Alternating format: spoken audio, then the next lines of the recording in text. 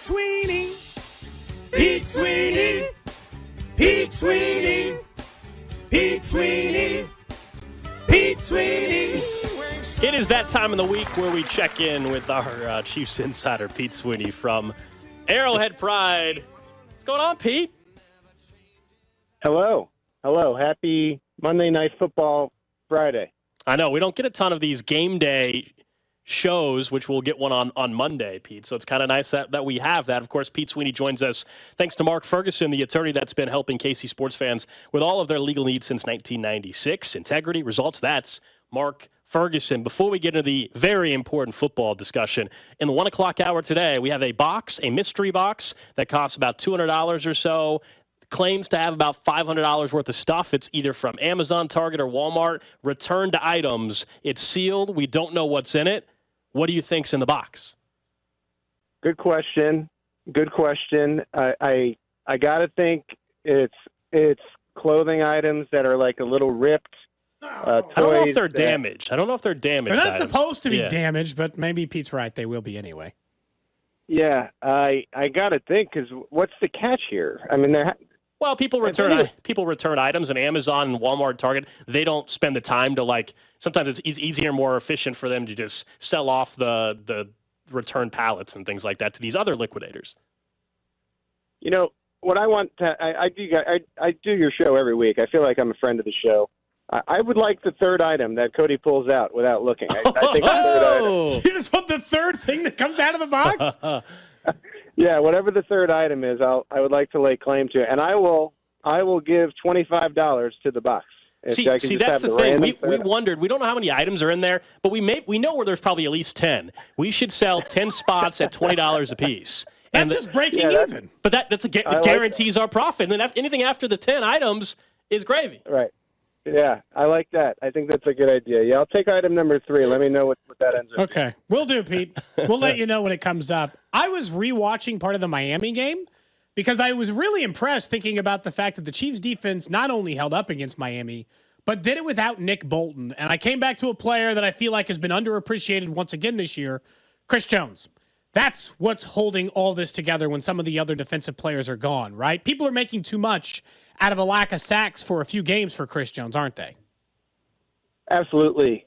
He was on a tear to begin the season, and you saw teams adjust to that, and he's getting the extra attention now. And not to say that George Karlaftis isn't great on the zone. I think the Chiefs made a nice pick there. But the reason why you're seeing so much pressure and so much success for Karlaftis and Mike Dana having good years is because of Chris Jones. I mean, you take Chris Jones out of that mix, I don't think the pressures and all the sacks are there for these other guys as well.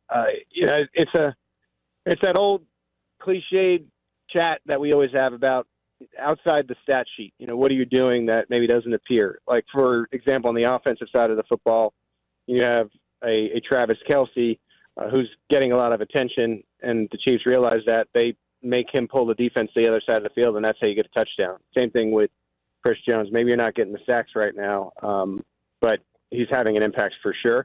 And you could tell in that exchange yesterday that he is well aware that he hasn't had the sacks, but is determined and isn't really worried about, as he says, hitting his numbers, because he thinks by the end of the season they'll be there. And it's hard to disagree. I mean, you have a lot of weeks where you aren't playing a formidable offensive line, and even amongst double teams, he finds a way to get home. So I've loved the season for Chris Jones, and it'll be interesting to see also next offseason how that plays out in Chapter 2, 3, whatever you want to call it, of his contract dispute. How much do you think the Super Bowl and now the rematch, how much does the Super Bowl performance matter in this game? You know, we heard from Jordan Mailata earlier, and he mentioned he was pretty blunt and honest. Like, he didn't go back and watch film. He remembers the red and gold confetti. Like, it's kind of a revenge game for them. On the flip side, you had Trent McDuffie acknowledging that they didn't think they played that great as a defensive unit.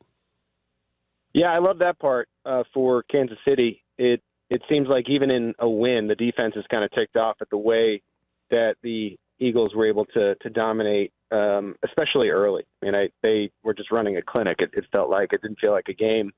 I don't know about you guys, but while Rihanna was performing, I was trying to figure out how I could get out of the stadium quick right after. It didn't seem like it was going to be a good day for KC, and then everything changed as we know. So to the best unit on the Chiefs right now, to be going in with a little chip on their shoulder in their own right, I think is a good thing, because naturally you'd expect the losing team in these situations to always be a little bit hungrier, kind of that point from Denver a few weeks ago. That game, no matter what you did, was going to always matter more to the Broncos. Just like I think to an extent this game will always matter a little bit more to the Eagles on Monday night. Like I said, the good thing is, though, Chiefs defense wants to prove something, and we know that the Chiefs offense, after hearing everything that has been said in KC and elsewhere, wants to prove something too. So you got a little bit of juice on both sides, which should make for a good game. Pete, I know A.J. Brown has been one of the most dominant players in the entire NFL this year. Are you at the point that you assume the Chiefs can hold down any elite level wide receiver because they've done it so far this year? Yeah, how couldn't you be? I tend to think, again, not the greatest thing to hear in Kansas City, but I think Tyreek Hill's the best wide receiver in the NFL. And to be able to handle him and do what you were able to do against him and prevent him in a game that, speaking of having motivation, that he really wanted to have a strong and solid performance, and to strip him and have that huge play, I just think proves a lot. And it is that thing, whereas if we can do what we did against Tyreek Hill, do the work, make sure we put in the work, prepare, and have a similar effort against A.J. Brown, like we can hold him to under 60 yards, which would be unbelievable against Brown for what he has been doing this season. And speaking of contracts, that's another one, right? We know that there's been some smoke around the L'Jarius Sneed contract. I know that this is a player that the Chiefs would like to retain, and he is putting together a solid case to make a lot of money, and deservedly so. And so you hope that trend continues in this game. We're talking to Pete Sweeney, our Chiefs insider from Arrowhead Pride. Just looking at the rest of the AFC, we saw last night, injuries all over the place. Mark Andrews likely done for the season. Joe Burrow, we don't know, although that did not look good whatsoever. Can't grip the football. And I know we have these problems we discuss about the Chiefs and the wide receiver room and all that, but, we can go one by one, and it seems like all these other teams have much bigger issues at hand. Yeah, I said this earlier today on our Arrowhead Pride podcast network. We do a little bit of an update every time the Chiefs are practicing.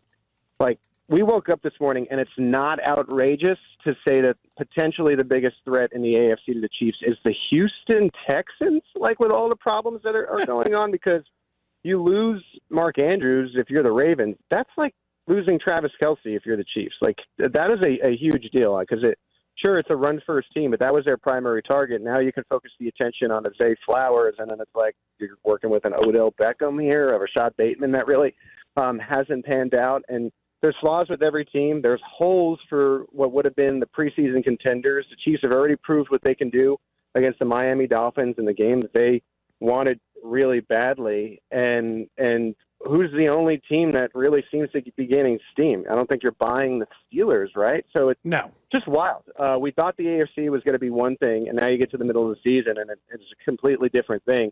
And it's great for KC, because if you take care of business on Monday night, the schedule, if you don't have Burrow in that Bengals game, that's a completely different game. And we that. And so the schedule, again, seems to be opening up. And so this is a big game for the Chiefs, because you win it. And I really think, even despite the Ravens' record and losing Andrews, you still have a stronghold on the conference. And then just extending the point about the Bills, and this isn't something that I think is being talked about enough, they have 5 AFC losses.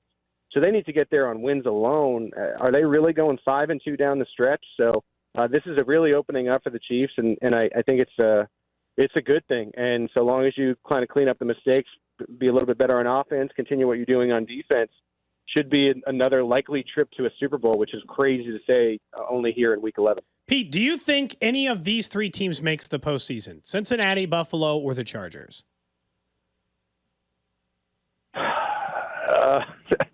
I don't think so. I know it's a nutty thing to ask. It feels kind of crazy, but I had to really think. I may be in the minority here. I don't know how you guys feel about this. I haven't heard it discussed, but I like the Raiders right now. If there's any team then from the AFC West that musters They're going to lose way 5 to in a make- row, though, P. I mean, they're going to lose the next 5, I like the Raiders more than the Chargers. I don't think you're getting 3 teams out of the AFC West, so that eliminates them for me. And then Cincinnati, if you take Burrow out of the equation, they're out of it. And then with Buffalo, as I just described, because of those AFC tiebreakers, they have to go 10-7 to me instead of 9. I don't think 9-8 gets it done for them.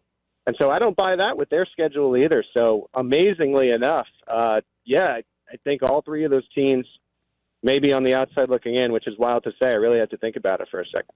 How was the birthday? Last time Cody said I said happy birthday to you too far in advance. So now I want you did. It was like a week early. I want to check back in. Anything go down? Did Cody get you a gift? It was no gift from Cody. It was a good birthday. We checked out Herman. I had never been over there for the first time. Yeah, that's nice. Recommendation from Dusty Likens, which you always got to be careful about, which I know you guys know. Ended up being a good time, though. We had a nice time. And back on Sunday and really refreshed. I'll tell you, I always enjoy the bye week, and I don't know how you guys feel about this, but the bye week leading into a Monday night game feels like it's like a century between actual work games and Chiefs games. So eager to get through this weekend, and I'm excited to watch what should be the game of the year on Monday night here. Pete, I know I didn't have a ticket for Gold, but I'm looking forward to seeing you tomorrow night at the Aiden Project event. I'll see you then. Yeah. I remember you talking to me about this last year. Last year was our first annual event together. You hear that? Together. Yeah, and I remember you saying I would give a ticket to Alex and Nick, and I guess now it's Alex and Drew. But I like you a little better, and I thought that was rude. I like everybody equally on the show. So I don't know. Good luck with that, and I also look forward to seeing what item number 3 is. I'm very, very interested in We'll see. That's Pete Sweeney.